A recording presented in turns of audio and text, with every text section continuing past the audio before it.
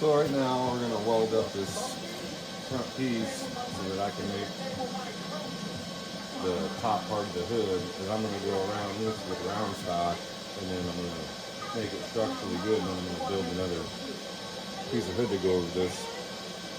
Obviously I had to do all this because I had to make this thing wider for a crown Vic frame. And I had to cut the whole thing into a lot of pieces.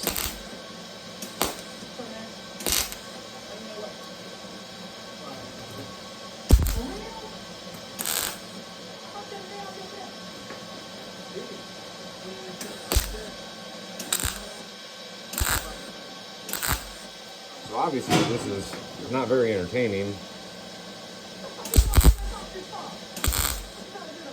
but I'm just showing you the process. Spot welding sucks.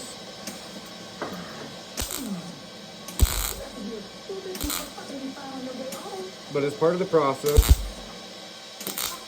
Kind of like stripping a car. When you ain't got money and you got to do it all by yourself, it takes a long time and it sucks. But if you just spot weld slow enough, you won't distort the metal.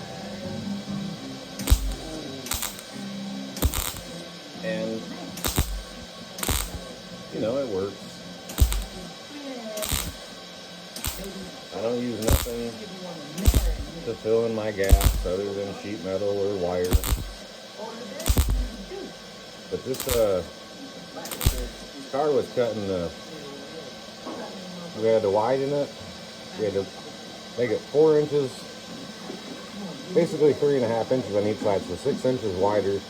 We went 5 inches forward to clear the condenser and all the other stuff. And then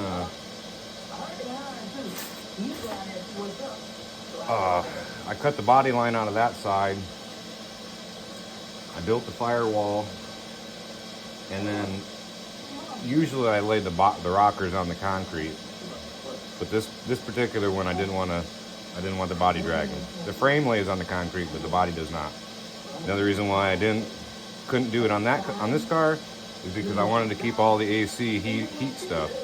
So I couldn't go any farther down on the firewall without having to get rid of all that, narrow it, cut it. So I'm like an inch, maybe 7/8 of an inch off the ground. But then we put this 54, or I put this 54 grill in here, made this other stuff. But when we did this, I cut this car into many pieces to make it fit around it.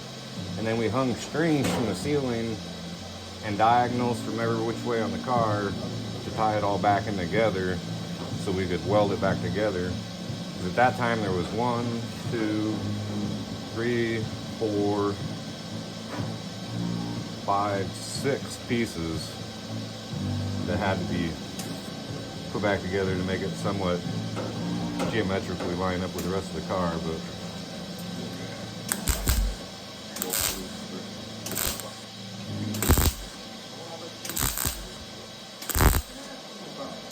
I'm getting I want to have this car done by March. It won't be painted, but it'll be primed. And I will be driving the wheels off of it every day. Rain.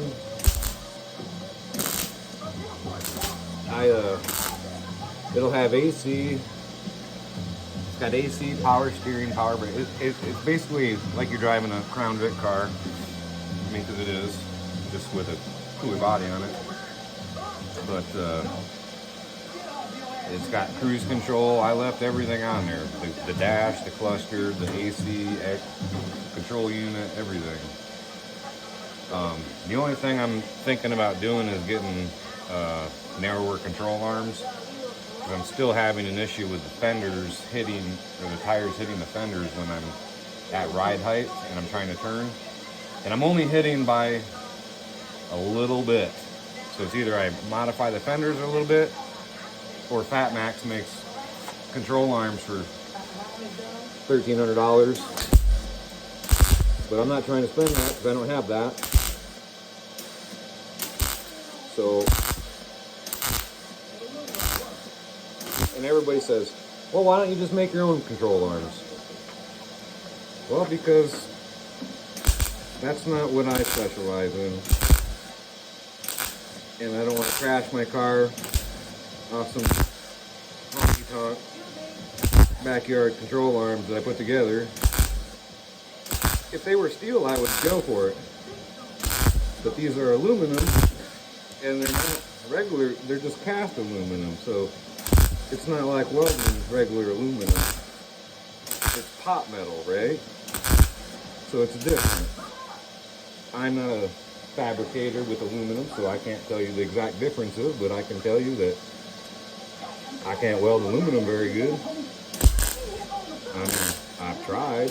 I can weld aluminum, but for structural integrity, anything like that, I wouldn't trust it. I know a bunch of welders, my friends, they're some welders, but I'm not asking them to build the car for me. So it's either I widen the fenders a little bit more, or cut the lips off, or buy the control arms. And I'll probably end up just cutting the fenders because that's cheaper for me.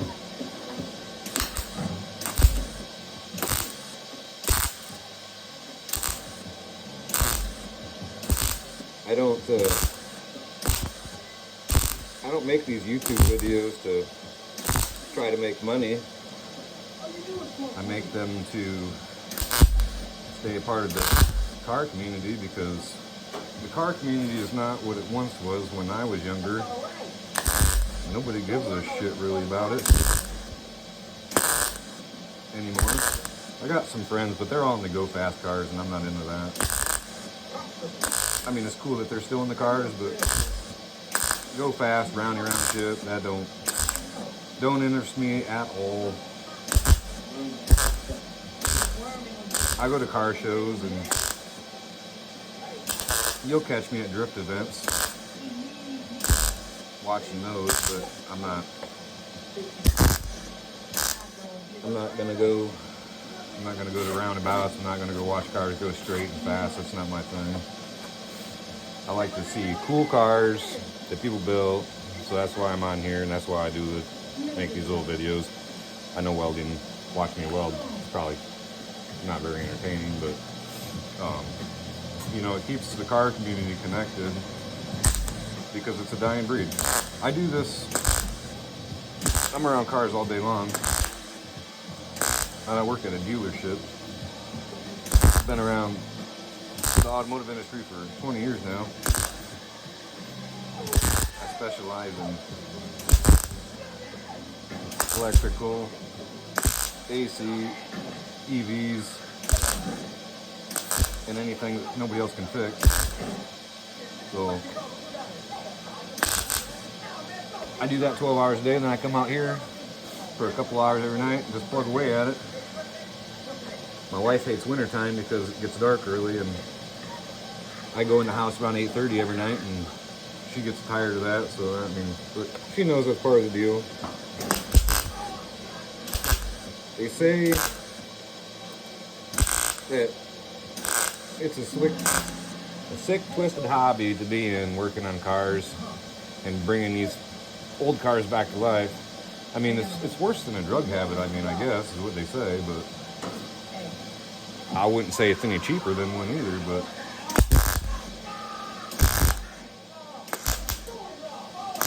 we're getting to a little bit bigger gap, so I'm going to have to take a break here. We're not using anything for filler other than wire and metal. But I don't want to get it hot and distort it. And you gotta give the metal just a second to cool down. Well, we're plumbing right along here.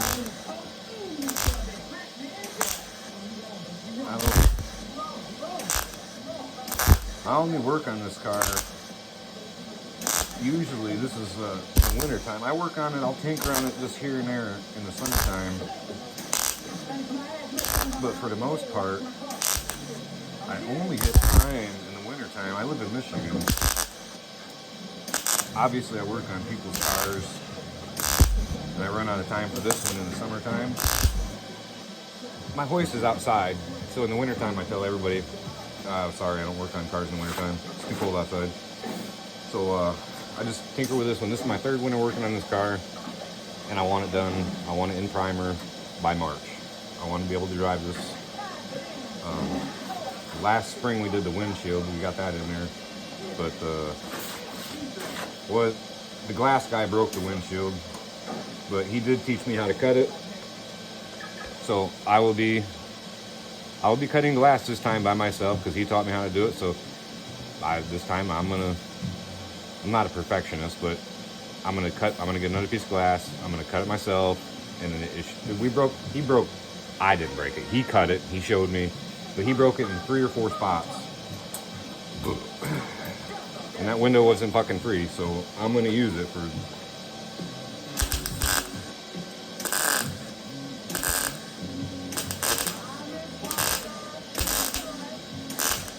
But yeah, that's where we're at. I'll let that sit for a minute. But yeah, that's the Crown Vic. That's the HVAC box that we were.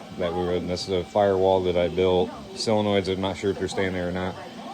I got to build cold air intake or some kind of intake, and then possibly control arms to get the tires sucked back in there a little bit. Saturday, I was welding the insides of the doors up top, down there on the side. When I got done welding this one, I took my glove off and went to shut the door. Well, I burnt the shit out of myself because I forgot that the outside door was going to be that scorching hot, nor did I think about it. But yep, burnt the skin right off me. But yeah, that was that rough little sketching I just did. Obviously, we're going to go in and hand sand all of this imperfections out. There's enough filler in there to make all that out. But this is still a little low right there. Still a little low right there. And right there. But by the time I come in here and get this out, I'll have guide coat tomorrow. And then I'll hand block it tomorrow. And the rear quarter door around the welded door all the way should be all done and sanded tomorrow. This fender, or this door, is almost complete right now, but I'm just going to put one more coat on it and then block it, and that'll be done. And then I'm going to redo these Packard back glasses. I don't like, the metal worked out the way it did, just mocking it up. But if you try to buy 56 Packard fenders, right now on eBay, they're like $2,700. And $2,700, I can cut this up 10 more times and make ones I like for a lot less money, you know. So that's where we're at on that. But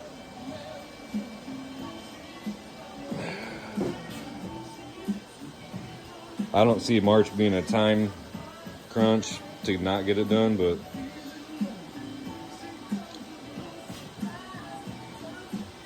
that's where we're at for that.